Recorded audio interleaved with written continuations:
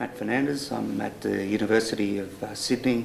I'm currently in the final stages of my PhD. I have 4 supervisors, Paula Ferreira, Manuela Ferreira, Jan Harvigstein and Kathy Rafshorgi.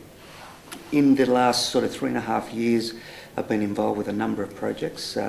Primarily I've looked at sciatica, looking at the management of sciatica in terms of surgery or physical activity-based interventions, and with that systematic review we found relatively moderate evidence, or perhaps a lack of high-quality evidence, that surgery was at least beneficial or superior in the short term over physical activity interventions, but by the time we got to 12 months and beyond, the results were quite similar.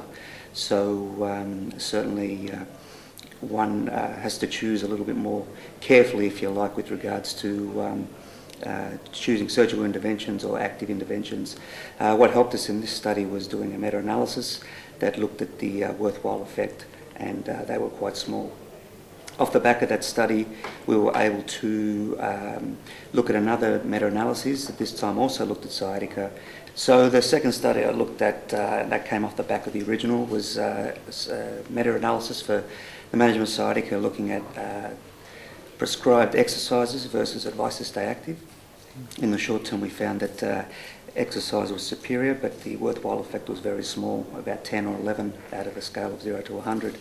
In the long term, they were both actually quite similar, so we found that it'd be worthwhile to look to engage in more advice to stay active style interventions, given that they may be more cost effective, but I think we need further study to consolidate that result.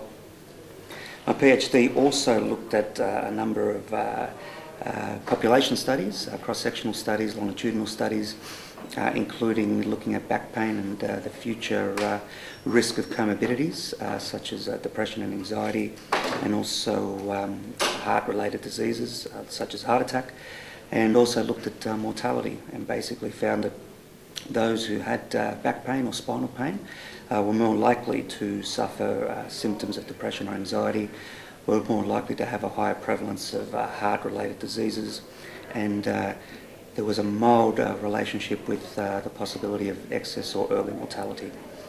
So those studies were interesting. And finally, we're just looking at a feasibility study, looking at twins, basically looking at if there's a way to help low back pain by looking at comorbidities. And with these twins, we're recruiting both required, within a pair required to have back pain, and also both required to have sleep disorders or insomnia.